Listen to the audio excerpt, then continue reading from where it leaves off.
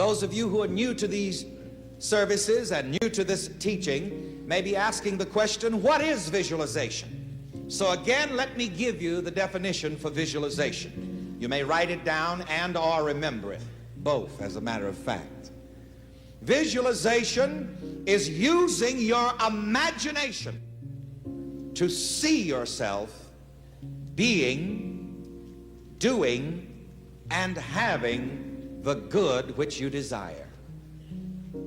I'm going to repeat that again a bit more slowly as you write it, and then I'm going to have you repeat it with me for emphasis, so that this will sink way down into the subconscious mind, or the heart, as the scriptures refer to the subconscious mind. Visualization is using your imagination to see yourself being, doing, and having the good which you desire. Now let's repeat this together verbally. Visualization is using your imagination to see yourself being, doing, and having the good which you desire. I've said this before, and it's worth saying again 1,000 times. You can only be what you in your mind can see yourself being. You want to be a doctor, a lawyer, whatever it is that you may want to be, and particularly you young folks. And here again, of course, there's really no age limit or age barrier in mind. It goes for anyone, so let me take the limits off of it. Whatever you want to be, the first thing that you must do in order to accomplish the good which you desire is to see yourself being that which you want to be. For again, the scriptures declare, where there is no vision, the people perish. What does that mean? This means that if you cannot see yourself being what you want to be, you will die in a rut. You will remain in a rut. If you cannot see yourself in a better condition, you'll die on welfare. You'll die on that 2-for-a-nickel job if you cannot see yourself on a better job. So this is why we teach people to visualize. Whatever you want to do, visualize yourself doing that good that you want to do. See yourself in your own mind having the good that you want to have. And let me state this again. It will turn some of you on, and I hope it rocks your mind so that it starts working like it was intended to work. You cannot have anything that you cannot see yourself having in your own mind. So many people say, oh, Reverend Ike, why am I in this condition? Why don't I have this? Why don't I have that? How is it so many other people have this and that and the other, and I don't have any of these things? It's because in your own mind you cannot see yourself having all of this goodness of life. I'm not going to tell you who he is, but he's here today in this service. Maybe 10 years from now he may want to testify, but we do not force anyone to give testimonies. They give these testimonies of their own free will, and those people who wish to say things to me in confidence, we preserve that confidence. But a couple of years ago, a young man got his first brand new Cadillac. And I happened to be in that particular city on that particular day, and he called me at the hotel all excited. And he said to me, he said, oh, Reverend, he said, I am going to the company now to pick up my brand new Cadillac. I said, would you come by and give me a ride to church in it? He said, I'd be glad to.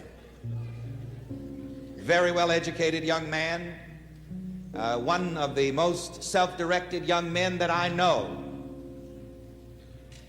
A young man of great self-accomplishment. And I met him downstairs under the marquee of the hotel in that beautiful gleaming new Cadillac, And as I got in and we slid out of the driveway, you know, that thing just rode so beautiful. It seemed as if it was just sliding right out of the driveway. And he looked at me and he said to me, he said, Reverend, a year ago, I couldn't see myself with a car like this. I looked back at him and I said to him, that's exactly why you didn't have a car like this a year ago, because you couldn't see yourself with a car like this.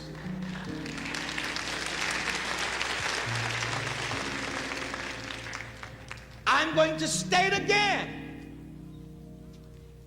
a law of mind, a cosmic law, a law of life, and please get it good. Whatever good you desire, see yourself with it, and it must come to pass.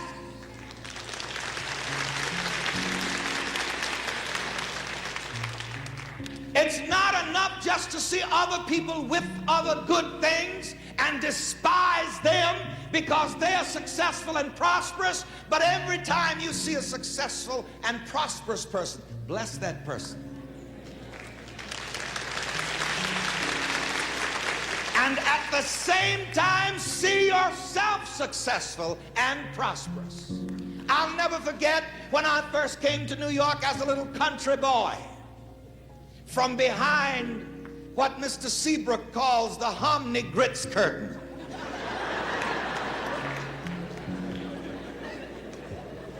I used to walk up and down Central Park South.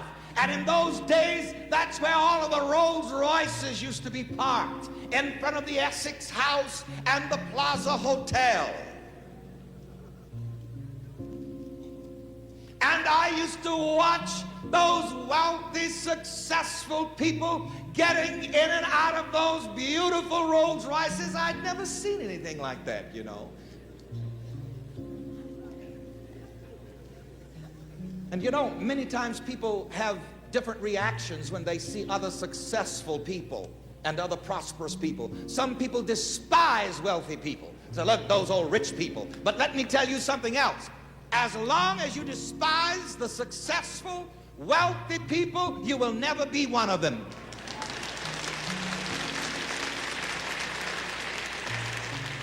Wealth is not going to come to you as long as you resent those who are wealthy. And so as I used to watch those people getting in and out of their Rolls Royces, I would just love them and bless them in my heart. But I didn't just leave it there.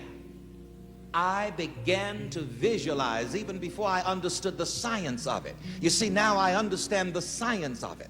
I understand mind science. I understand the science of living. But before I even understood it, I would visualize. I would see myself in those Rolls Royces. I would see myself in those successful, prosperous people. And if I must be egotistical enough to say so, I'm not doing too bad now.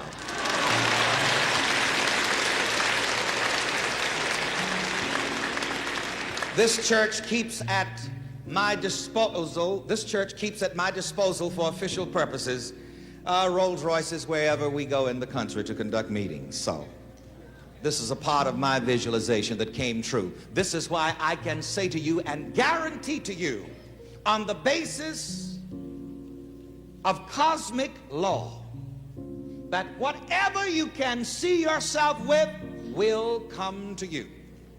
And we're going to make an affirmation out of this. Whatever good I can see myself having, I shall have. Come on. Whatever good I can see myself having, I shall have.